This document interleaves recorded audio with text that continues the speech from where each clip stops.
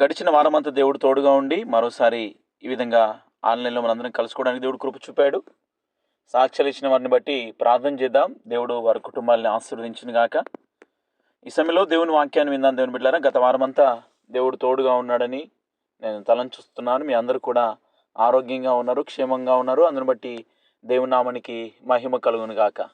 ఇంకా ఎవరైనా వాక్యం వినడానికి ఆసక్తి కలిగి ఉంటే దయచేసి వారికి తెలియజేయండి, ఇతరులను ప్రేరేపించడానికి ప్రయత్నం చేయండి. ఎందుకంటే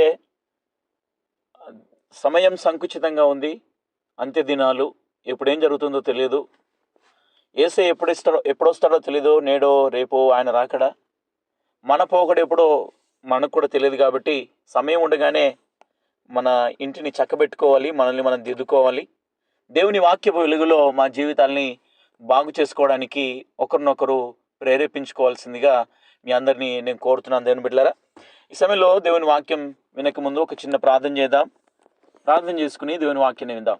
ప్రేమగల మా ప్రియ పరలోకపు తండ్రి, మా రక్షకుడా, మా కన్న తండ్రి, నీకు స్తోత్రాలు. నా విమోచకుడా, సజీవుడా, నీకు స్తోత్రాలు. మేమందరం కూడా నశించిపోతూ ఉండగా, పాప శాపంలో మేము ఉండగా మా అందరినీ కనికరించావు. రక్షకుడమైన నిన్ను అంగీకరించి నీలోనికి మేము రావడానికి మీరు చూపిన మహాకృపను బట్టి నీకు స్తోత్రాలు. మమ్మల్ని అందరినీ రక్షించినందుకు వందనాలు. నీ అందు విశ్వాసం ఉంచడం ద్వారా మమ్మల్ని నీతివంతులుగా చేశావు. నీ రక్తంలో కడిగి పరిశుద్ధులుగా చేసిన మా గొప్ప దేవానికి వందనాలు. ఈ సమయంలో ప్రభా, సాక్షులు ఇచ్చిన ప్రతి బిడ్డని మీరు జ్ఞాపకం చేసుకొని వారి అక్కర్లు తీర్చండి. నీ కృప చూపండి. ఈ ఆన్లైన్లోకి ఇంకా అనేక మంది నీ పిల్లలు రావడానికి సహాయం చేయండి. ఆటంకపరిచే సాతాను ఆటంకాలని మీరు తొలగించండి. మీ కృప చూపండి. మార్తవలే తమ పనులలో ఉండి బిజీగా ఉండకుండా, ఇదిగో మరియవలే నీ పాదాల దగ్గర నీ మాటలు వినే కృపను ప్రతి బిడ్డకు కూడా మీరు అనుగ్రహించమని ప్రార్థన చేస్తున్నారు. ఈ సమయంలో అపోస్తుల కార్యంలో 2వ అధ్యాయాన్ని మేము ధ్యానించుకోబోతుండగా మా అందరితో మీరు మాట్లాడమని, ఈ స్వరం ద్వారా ఎంతమంది అయితే ప్రభా ఈ తరంగాల ద్వారా నీ వాక్యాన్ని వింటున్నారో వారందరిలోనికి మీ అభిషేకాన్ని మీరు కుమ్మరించి పంపి మీ నామానికి మహిమ తెచ్చుకోమని అడుగుతున్నాం. అనారోగ్యంతో బాధపడుతున్న బిడ్డలు మీరు స్వస్థపరచండి, బాగు చేయండి. మీ కృప చూపమని ఈ సమయాన్ని మా అందరి శరీర ప్రాణాత్మను మీ చేతికి అప్పగిస్తున్నాం. ఇదిగో మా భారతదేశానికి జ్ఞాపకం చేసుకోండి, రక్షించండి, బాగు చేయండి. మా దేశానికి రక్షణను మీరు అనుగ్రహించమని ప్రార్థన చేస్తున్నాం. సహాయం చేయండి ప్రభావ. మేము ఉంటున్నటువంటి ఈ యుఏఈ ప్రాంతాన్ని కూడా మీరు దీవించండి. రాజులందరికీ రక్షణ భాగ్యాన్ని దయచేయమని యేసు క్రీస్తు నామములో ఈ ప్రార్థన అడిగి వేడుకుంటున్నాము తండ్రి. ప్రియమైన దేవుని బిడ్డలారా, ఈ రోజున అపోస్తుల కార్యంలో 2వ అధ్యాయము 1 నుండి 21వ వచనం వరకు మనం ధ్యానించుకోబోతున్నాం. అందరూ కూడా మీకు బైబిల్ అందుబాటులో ఉంటే కనుక తీసుకుని దేవుని వాక్యాన్ని వింటూ ధ్యానిస్తూ ఆశీర్వదించబడాలని నేను కోరుతున్నాను. దేవుని బిడ్డలారా, పరిశుద్ధ గ్రంథమైనటువంటి బైబిల్లో 4 సువార్తల తర్వాత, కొత్త నిబంధనలో 4 సువార్తల తర్వాత అపోస్తుల కార్యముల గ్రంథంలో నుండి 2వ అధ్యాయాన్ని మనం ధ్యానించుకోబోతున్నాం. మొదటి అధ్యాయాన్ని పోయిన వారం మనం నేర్చుకున్నాం. ఈరోజు 2వ అధ్యాయాన్ని ధ్యానించుకుంటున్నాను. దేవుని బిడ్డలారా, నేను చదువుతున్నాను, అందరూ జాగ్రత్తగా వినండి. పెంతెకోస్తు పండుగ దినం వచ్చినప్పుడు అందరూ ఒక చోట కూడి ఉండిరి. 2వ వచనం, అప్పుడు వేగముగా వీచు బలమైన గాలి వంటి ఒక ధ్వని ఆకాశము నుండి అకస్మాత్తుగా వారు కూర్చుండి ఉన్న ఇల్లంతయు నిండెను.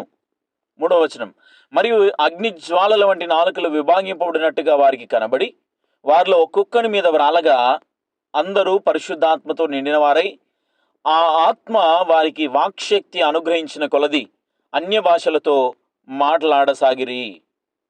ప్రియమైన దేవుని పిల్లరా, ఈ 2వ అధ్యాయం మొదటి వచనంలో మనం చదువుకున్న వాక్యం ఏంటంటే, పెంతెకోస్తు పండుగ దినం వచ్చిందంట. ఆ సమయంలో ఇశ్రాయేలుకు 7 పండుగలు ఉన్నాయి. ఆ 7 పండుగల్లో ఒక పండుగ పెంతెకోస్తు పండుగ.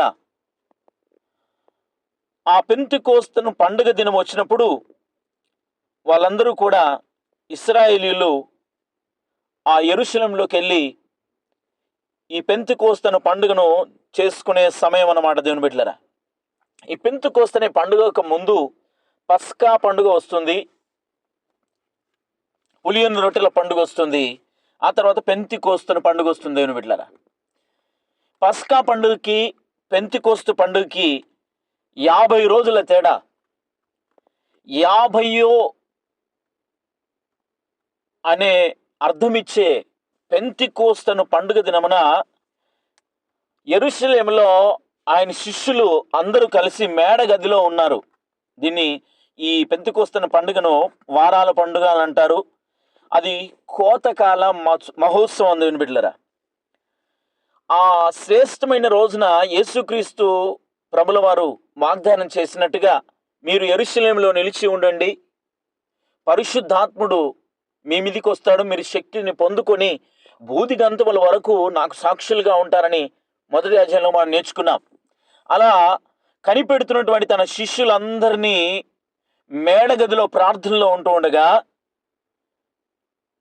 వాళ్ళందరూ ఒక చోట కూడుకొని ఉండగా బలమైన గాలి వీచుకుంటూ వీరి మీదకి వచ్చి వీరందరినీ కూడా అకస్మాత్తుగా వాళ్ళ మీదికి అగ్ని జ్వాలల వంటి నాలుకలు విభాగింపబడి వారందరినీ కూడా దేవుని ఆత్మ చేత మినిపినట్టుగా మనం చూస్తున్నాం దేవుని బిడ్డలారా.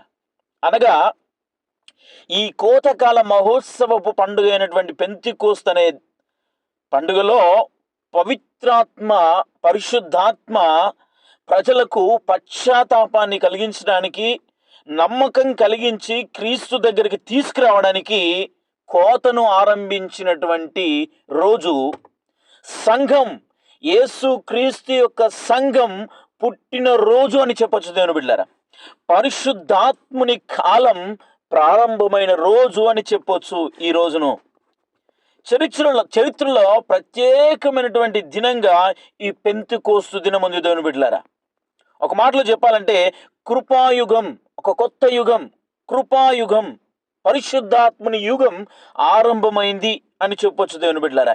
క్రీస్తు యొక్క సువార్తను భూదిగంతముల వరకు తీసుకెళ్లాల్సిన అవసరం ఉంది కాబట్టి ఆ రోజున శిష్యులందరినీ కూడా పరిశుద్ధాత్ముడు వాళ్ళ హృదయాల్లో ప్రారంభించిన మంటే పెంతెకొస్తు దినమున పరిశుద్ధాత్ముడు దిగొచ్చినటువంటి రోజు అని ఈ వాక్యంలో రాయబడిన దేవుని బిడ్డలారా. పరిశుద్ధాత్మ దేవుని ఆరంభయుగం, కృపాయుగం ప్రారంభమైన రోజే పెంతెకొస్తు పండుగ రోజున జరిగినటువంటి గొప్ప సంఘటన దేవుని బిడ్డలారా. ఇక్కడ పరిశుద్ధాత్మ దేవుడు ఒక గాలిలాగా వారి మీదకి వచ్చినట్టుగా మనం చూస్తున్నాము.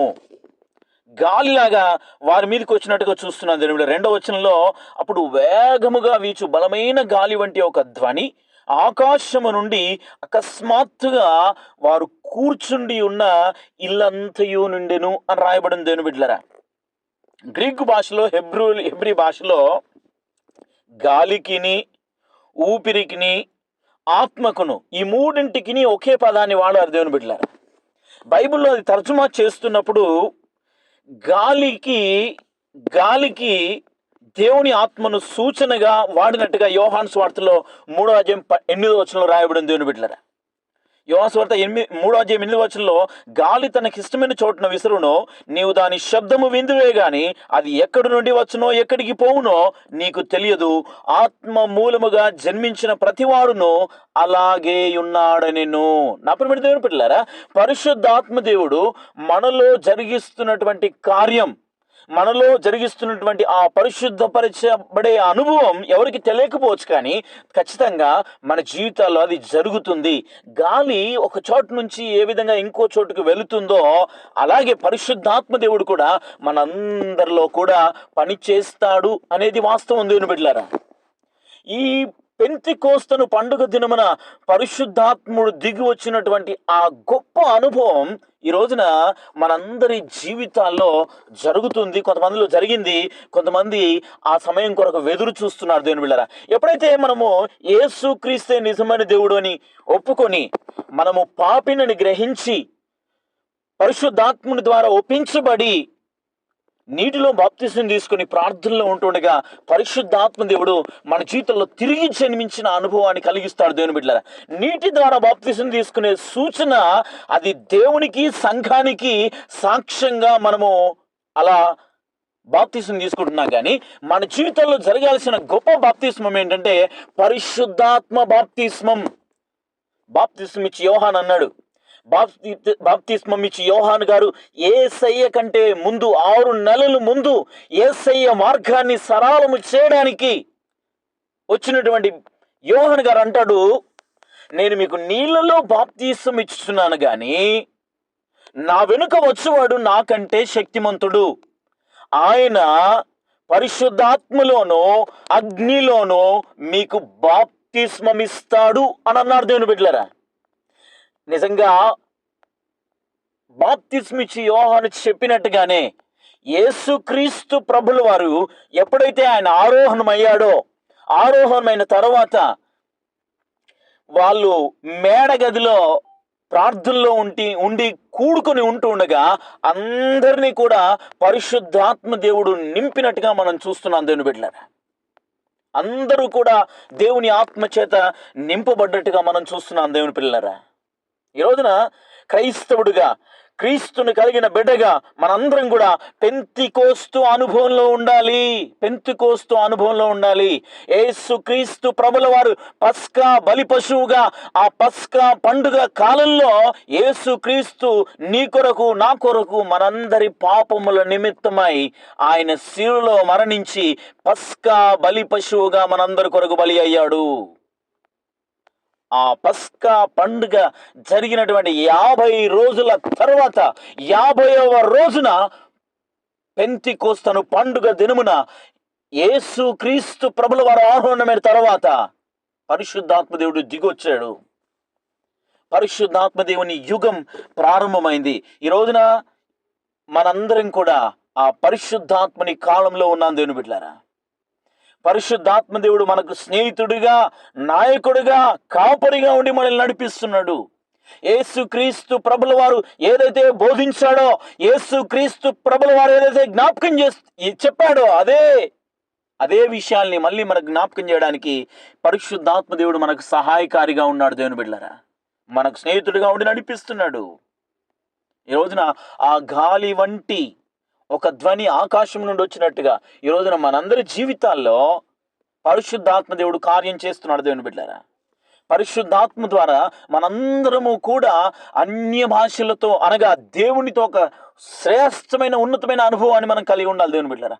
అన్య భాషలు అనగా ఈ రోజున మనము గమనించాల్సిన విషయం ఏంటంటే దేవునితో మనము మమేకం కావడం, దేవునితో మనం ఒక శ్రేష్టమైన అనుభవంలోనికి వెళ్ళడం దేవుని బిడ్డలారా. ప్రార్థన మామూలుగా మనం ప్రార్థన చేస్తాం కానీ అన్య భాషలతో మాట్లాడేవారు డైరెక్ట్గా దేవునితో మాట్లాడుతున్నారని దేవుని వాక్యం చెప్తుంది దేవుని బిడ్డలారా. డైరెక్ట్గా దేవునితో మాట్లాడుతున్నారని దేవుని వాక్యంలో మనం చూస్తాం. అంటే దేవునికి నీకు మధ్యలో ఉన్నటువంటి సహవాసం దగ్గరగా నడిపించే అనుభవంలోనికి పరిశుద్ధాత్మ దేవుడు మనల్ని నడిపిస్తాడు. గాలి దేవుని ఆత్మకు సూచనగా ఉంది దేవుని బిడ్డలారా. పరిశుద్ధాత్మ దేవుడు గాలి వంటి ధ్వనితో వారి మీదికి వచ్చినట్టుగా ఈ రోజున మనందరినీ కూడా నింపడానికి యేసుక్రీస్తు ప్రభుల వారు పరిశుద్ధాత్మ దేవుణ్ణి మన జీవితాల్లోకి పంపాడు. యెహెజ్కేలు గ్రంథంలో 37వ అధ్యాయం 9 నుంచి 14 వచనాల వరకు చదివితే దేవుడు తన ఊపిరిని ఊదగా అక్కడ ఉన్నటువంటి ఎముకలన్నీ కూడా జీవముతో నింపబడ్డట్టుగా మనం చూస్తున్నాం దేవుని బిడ్డలారా. దేవుని యొక్క ఊపిరే పరిశుద్ధాత్మ దేవుడు అని మనం గమనించాలి.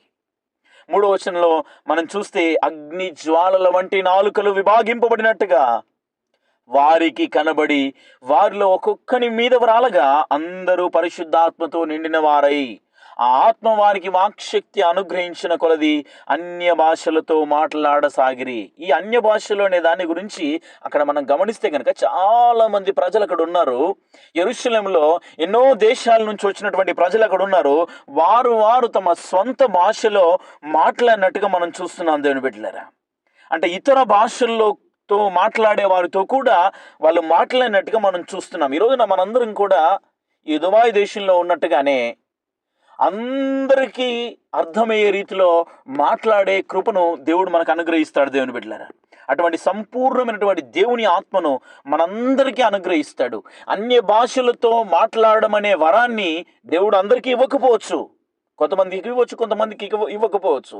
కానీ కలిగిన వాళ్ళు దేవునితో మాట్లాడడం చాలా శ్రేష్టమైన విషయమని దేవుని వాక్యం చెప్తుంది దేవుని బిడ్డలారా. ఈ రోజున మనందరము కూడా అలా అన్య భాషలతో మాట్లాడడానికి మనము దేవుని ఆత్మ చేత నింపబడాలని ప్రభువు కోరుతున్నాడు దేవుని బిడ్డలారా. ఆ పెంతెకోస్తు దినాన కనబడినటువంటి సూచనలే ఈరోజు కనబడాలని ఏమీ లేదు దేవుని బిడ్డలారా.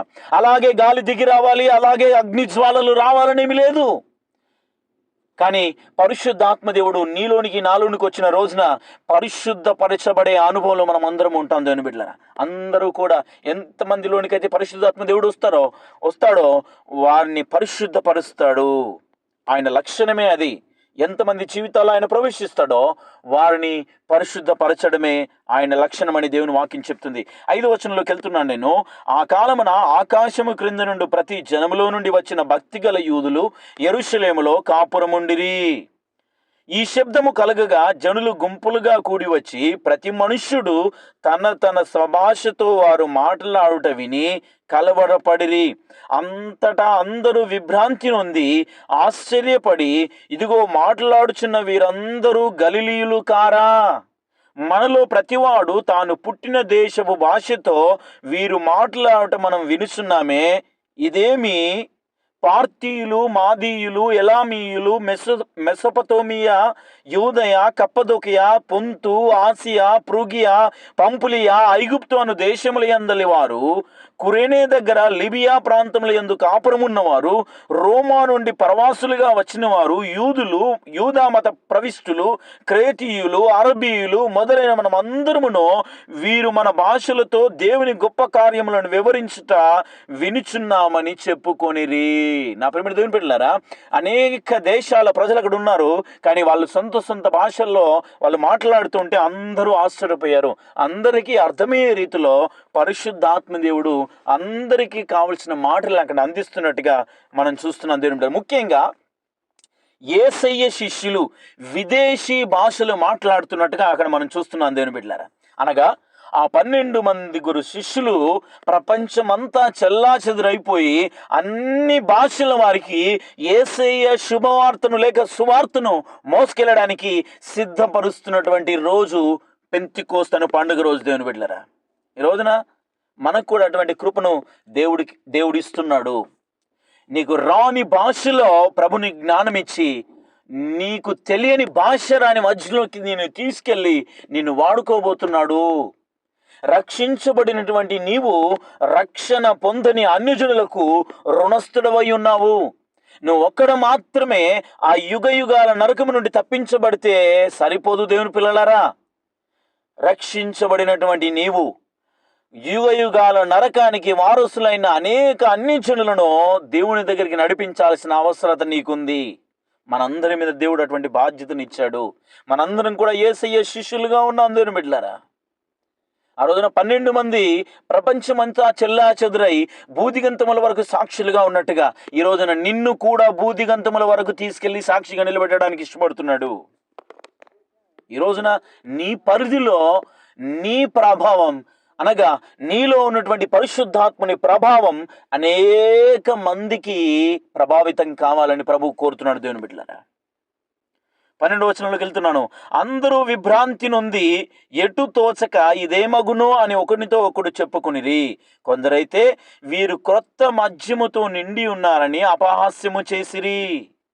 నా ప్రియమైన దేవుని బిడ్డలారా, శిష్యులను నిందిస్తున్నారు. అక్కడ వీళ్ళందరూ మద్యంతో ఉన్నారు, మత్తులుగా ఉన్నారు అని శిష్యులను గురించి మాట్లాడుతున్నారు. కానీ శిష్యులు పరిశుద్ధాత్మ దేవుని ఆధీనంలో ఉన్నారు.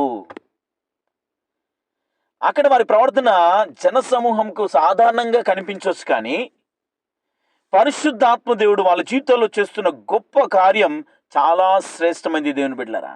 వాళ్ళందరినీ కూడా శిష్యులందరినీ పరిశుద్ధాత్మ దేవుడు ఆత్మపూర్ణులుగా మారుస్తున్నాడు. ఈ రోజున నీవు నేను మనందరము కూడా ఆత్మపూర్ణులుగా మార్చబడాలి. ఎఫెసీయులకు రాసిన పత్రిక 5వ అధ్యాయం 18వ వచనం ప్రకారం అయితే మీరందరూ కూడా ఆత్మపూర్ణులయ్యుండుడి అని రాయబడి ఉంది దేవుని బిడ్డలారా. ఇందాక పరిశుద్ధాత్మ దేవుడు గాలికి సూచనగా మనం వాడం బైబిల్ వాక్యానుసారంగా.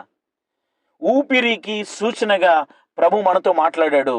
ఇక్కడ అంటున్నాడు ఆత్మపూర్ణులయ్యుండుడి మరియు మద్యముతో మత్తులయ్యుండకుడి, దానిలో దుర్వ్యాపారము కలదు అంటున్నాడు దేవుని బిడ్డలారా. మత్తులుగా ఉండకండి, దేవుని ఆత్మ చేత నింపబడి పూర్ణులుగా కమ్మని దేవుడు కోరుతున్నాడు దేవుని బిడ్డలారా. మన జీవితంలో దేవుడు కొలతలు లేకుండా తన ఆత్మను నింపాలని ఇష్టపడుతున్నాడు. నీ దైనందిన జీవితంలో ఆయన కొరకు నువ్వు పాత్రగా వాడబడడానికి ఆయనకు సాక్షిగా నిలబడడానికి, ఆయన పేరిట నీవు ఒక సాధనంగా వాడబడడానికి నిన్ను ఆత్మపూర్ణుడిగా చేయబోతున్నాడు ఆయన. నువ్వెక్కడా దేవుని ఆత్మ చేత నువ్వు ఆత్మపూర్ణులుగా మార్చబడుతున్నావు, అక్కడ దేవుడు తప్పకుండా ఒక సాధనంగా ప్రభు నిన్ను వాడుకోవడానికి ఇష్టపడుతున్నాడు. ప్రభు నీకు ఏ సామర్థ్యాన్ని ఇచ్చాడో, ఏ కృపనిచ్చాడో ఆ కృపలో నువ్వు కృతజ్ఞుడివై ఆత్మపూర్ణుడిగా ఉండి ఆయన కొరకు నిలబడాలని ప్రభు కోరుతున్నాడు. దేవుని బిడ్డలారా, 14 వచనం నేను చదువుతున్నాను. అయితే పేతురు ఆ పొదున్నొకరితో కూడా లేచి నిలిచి బిగ్గరగా వారితో ఇట్లనెను, యూదయ మనుష్యులారా, యెరూషలేములో కాపురమున్న సమస్త జనులారా, ఇది మీకు తెలియగాక చెవి యొగ్గి నా మాటలు ఆలకించుడి, వినండి. మీరు ఊహించినట్టు వీరు మత్తులు కారు, ప్రొద్దు పొడిచి జామైనా కాలేదు.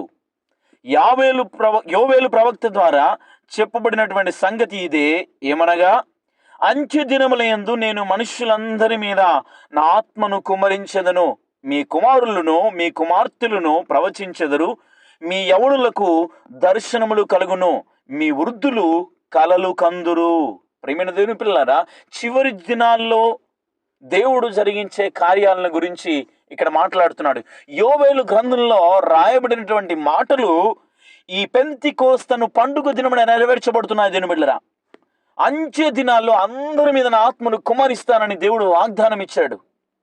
మీ కుమారులను మీ కుమార్తెలను ప్రవచిస్తారు, మీ యవనులు వృద్ధులు కలలు కంటారు, యవనులు దర్శనాలు చూస్తారని దేవుడు చెప్పినట్టుగా ఏ ప్రవచనాలైతే ఘోషిస్తున్నాయో ఆ ప్రవచనాలు పెంతెకోస్తు పండుగ దినమున నెరవేర్చబడడం మనం చూస్తున్నాం. దేవుని బిడ్డలారా, కొత్త నిబంధన గ్రంథంలో ఆ చివరి రోజుల్లో జరుగుతున్నటువంటి క్రీస్తు మొదటి రాకడం నుంచి రెండవ కాలం అంతా కూడా అంత్యకాల దినాలు. దేవుని బిడ్డలారా, చివరి కాలం, చివరి గడియ అని మనం చూస్తాం.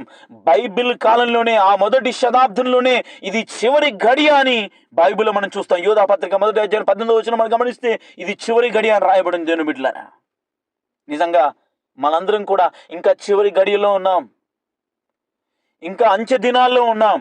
మనందరి మీద కూడా ఆ పెంతెకోస్తు దినాన దేవుడు తన ఆత్మచేత నింపినట్టుగా మనలందరినీ కూడా దేవుడు తన ఆత్మచేత నింపి అన్య భాషల చేత మాట్లాడేవారుగా, ఇదిగో ప్రవచించేవారుగా, దర్శనాలు చూసేవారుగా ప్రభు మనల్ని ఆయన సన్నిధిలో, ఆయన సేవలో, ఆయన పరిచయంలో వాడుకోవడానికి, మనలందరినీ సంసిద్ధపరచడానికి ఈ వాక్యం ద్వారా ప్రభు మరోసారి మనతో మాట్లాడుతున్నాడు. దేవుని బిడ్డలారా, పెంతెకోస్తు పండుగ దినపు అనుభవం ఈ రోజున మనందరి జీవితంలో జరగాలి.